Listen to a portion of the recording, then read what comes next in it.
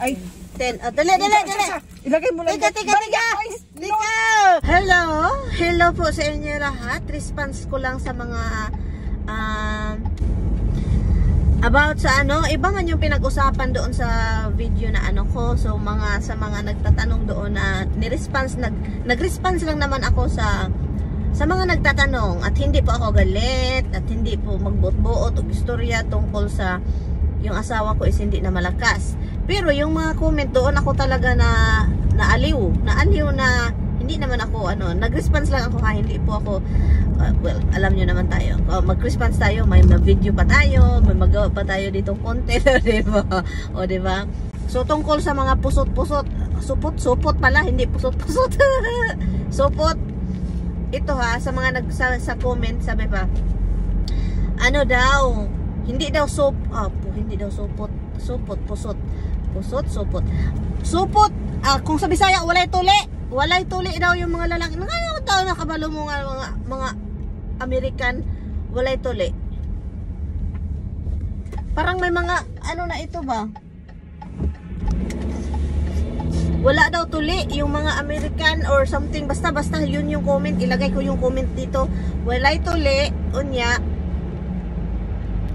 hindi daw masarap. Unya, puwit daw yung tinitira. Iwan ko na lang sa inyo talaga. Iwan ko na lang talaga sa inyo. Nakatry na ba kayo? Na-try na ba ninyo na ginerger kayo ng ibang lahi na lalo na dito mga na hindi tuli?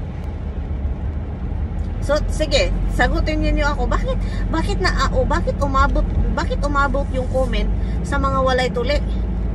Ang naistorya lang naman na dito, ang ako lamang natubag, ang aking natubag lang Tagalog. Ang aking nasagot lang naman doon sa nag-comment is yung kung malakas ba si Mister. Sinagot ko lang naman yung tama or saka ang totoo. Okay, may time na walay gana, pero ang sagot ko doon, yes, may malakas pa yan sila. Ginoo ko. Pero umabot man tayo doon sa mga walay tuli. Nga naman kuning kayo, kayo kanang nag-comment ba? Ikaw, ano ba? Nakatry ka na ng na way tuli? Unya, tinira ka sa likuran? Sagot. Ito siya, para experienceado na ito ba? Para ang dami ata nitong na-experience na puti. Or kahit itim or puti. Okay? Para naka-experience ito ng marami ba? Saan ka naka-experience? Na walay mga hindi mga tuli. Kaloka. Dito kasi sa Amerika, mga bata pa yan sila. Sinagot ko na yan. Doon sa comment section, mga bata sila dito. Hindi ka pa nakikita. Yung mga bagong silang na bata, hindi pa nakikita yung mga magulang nila. Gituli na sila. Di nila mahinumduman nga na sakit kay makaki naman kung mga bata, mga baby, mga infant, makatulirate na sila og mga pain, kaya ana na sila dire. Okay? Pero ang akong nadunggan sa Pilipinas, ang aking naririnig na mga sabi-sabi nga mga marites noong unang panahon, hindi pa yan mga marites ang tawag, mga chismosa, mga hunihong sabi-sabi. Kini daw mga Germany, kayong mga Pinay nga may asawang Germany dyan huwag kayong magalit, pero ito alam naman ng buong mundo na ito yung mga balibalita na ang mga Germany daw wala daw na ituli. So di po tayo magpatakag istorya hindi tayo hindi tayo magbuot-buot ang istorya po, pero na yung hungihong. Yun yung mga hungihong noon. At saka New Zealand daw po. Gigitik ko noon ko way mga tuli. Gigitik giahak man So kayong may mga New Zealander na mga husband or mga Germany national na mga asawa dyan, sige, maglabasan kayo kasi ito lang totoo. Kasi itong mag-comment talaga daw, itong mga iwan ko dito sa US kasi ganyan yung mga dito, kapag mga anak ng lalaki, tuliin agad, kunin agad yung supot, kunin agad yun, bata pa. Iwan ko na lang sa inyo, umabot tayo dito, gawa natin ng content itong inyong mga supot-supot. supot-supot na mga walay tuli-tuli.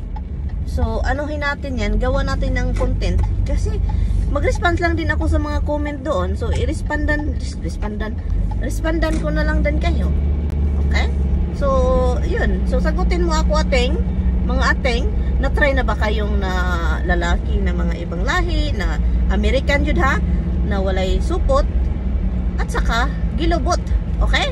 So, pinuwit kayo. So, sagutin ninyo yan. Dito lang ako. Kasi alis na ako dito.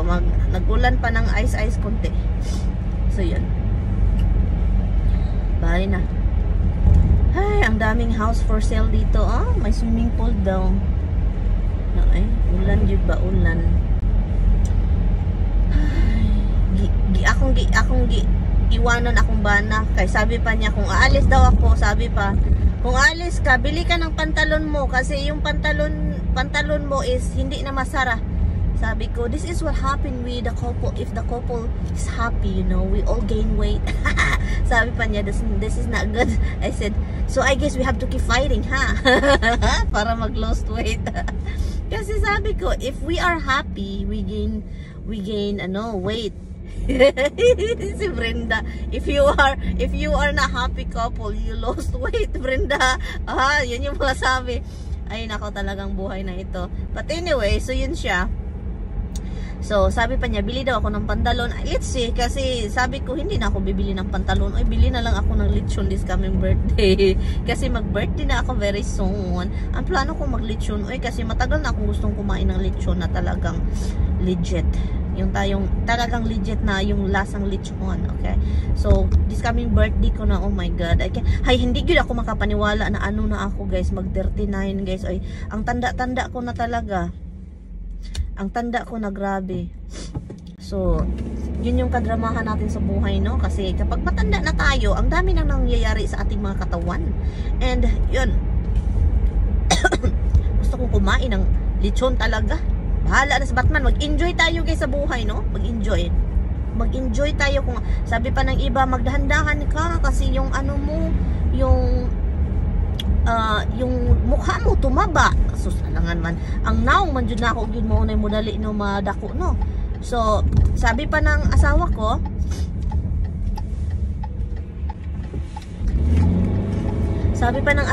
enjoy while we're still alive. Eat what you like.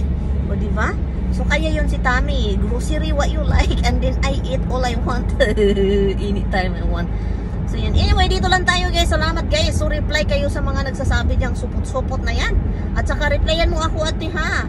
Na kung nakatry na ba ka. So, delikadong may asawa kang Pinoy dyan. And then, alam mo palang hindi pala sila pusot. Oh, may supot pa pala sila. Bye sa inyo po. Bago po tayo magsigawan, dahil may utang ako kay Brenda, ako pa yung galit. But anyway, nagpunta muna kami sa Walmart, nagpunta kami sa Fresh Market, at nakita ko itong kamote. You know, kamote is life, guys. Pero, itong kamote na to, ang sabi pa Japan, okay? From Japan or Korea ba yun? Basta isa Asia. Masarap yan, guys, labo. Bumili na din ako ng ipil-ipil kasi gibitok ang inyong lola, okay? Gibitok, alangan ninyo, kamura may gibitok. Diha, gibitok sa guoy, pag sure mo. Bumili din ako ng okra, naghanap ako ng mga gulay. Bumili ako ng string beans, and then kumuha ako later on ng okra kasi gusto ko ng okra. Na-miss ko yung okra with bagoong, guys. Ito, sulo lang siya sa halang. Yun. And kasama ko pala dito si Brenda, no? Alam naman natin. Also, labas na may. Okay, guys. Ulan na talaga, guys. Hindi na mapigilan yung aming laag-laag, no? Halabi, maraming gamit dito si Tammy. Sa likuran. Oo. Look. Ilagay mo kasi ito na yung gamit niya, be. Ilagay mo. Hala, isiparit. Sabi, ilagay mo, be. Be, ilagay mo doon sa ibabaw, be. Isiparit mo yung sa akin. Ikaw na magtrabaho dyan. Hala, ang itlog mo, be. Be, ang itlog mo. Hala, may nahulog, be. May nahulog. Ano yan? Isiparit mo sa akin. Ilagay doon sa dito, doon. Diyan. Yan, ilagay lang dyan sa akin. Dito na sa gilid-gilid. Oo, gilid-gilid na. Ito, asan yung aking salad na arugula? Uy, kuha ka ng milk. Kuha milk. Kuha ka ng ano? Mangga? Mangga, isa. Isa lang, ha? Hindi ko tinignan, ha? Ilagay mo sa gilid. Teka. Itlog. Tara, ikaw na. Okay. Doon. Takbo! Grabe. Si Brenda. Oh my God, ang ulan guys. Nag-ulan talaga, grabe. At saka gusto ko nang maihi. Ihing-ihi na talaga ako guys kasi doon kami sa Food Bites kanina. Ilang oras din kami, no? Ay, Ginoo ko, hindi ako umihi, kalorky. Diba? Oh. Ayan guys, ang lakas na ng ulan. Tika muna, may utang pa ako kay Brenda. Tika muna. Alabi. Ano, 11 something yun ba? 11 na lang, binigyan mo ako ng mangga. 11 something. Anya, 9 raw man ni dito eh. Ha? Tika, magkuha ako dito. Okay lang, pagka Tika. Isusuwag mo na akong anuhin kasi maihi na ako. Parang nagsulputan na yung ihi ko. Tika. Tapos malamig pa. Oo nga eh. Tika, i-count mo be. Mahina ako sa pera. Sus. Okay, 9 yan. 9. Nagbayaran. 10. Sino may utang dyan? 10. Ay. 10. Dali. Ilagay mo lang. Tika.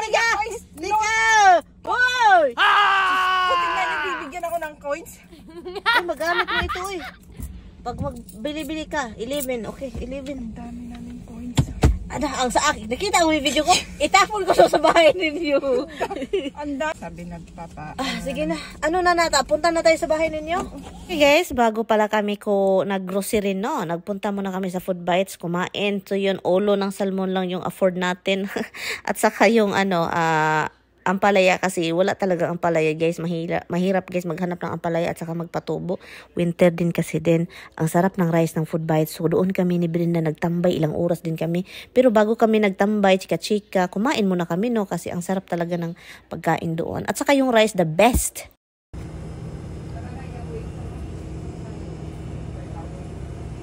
Ang daming ulam, oh. Timons, daming ulam.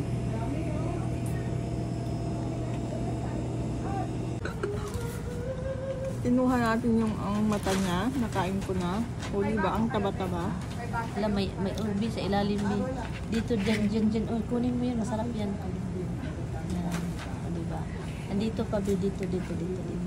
Wala na yan. Oh, tignan, buto yan. Huwag mo ipakain sa akin ang At buto. sa dito din, dito. Oh, nagkamay na ako.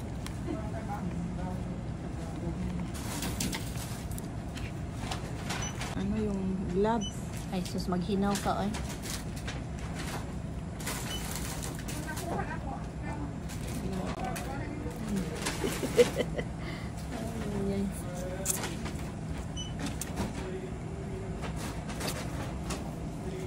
Diba ang sarap guys? Binili ni Ann ito pero ako yung kumain. Meron pa man dito, be. Meron pa man dyan. Hindi ko nga makita lahat kaya tanggalin ko na lang. Yun, sarap kaya magkamay at kakain ng ganyan. Anyway, thank you so much for watching.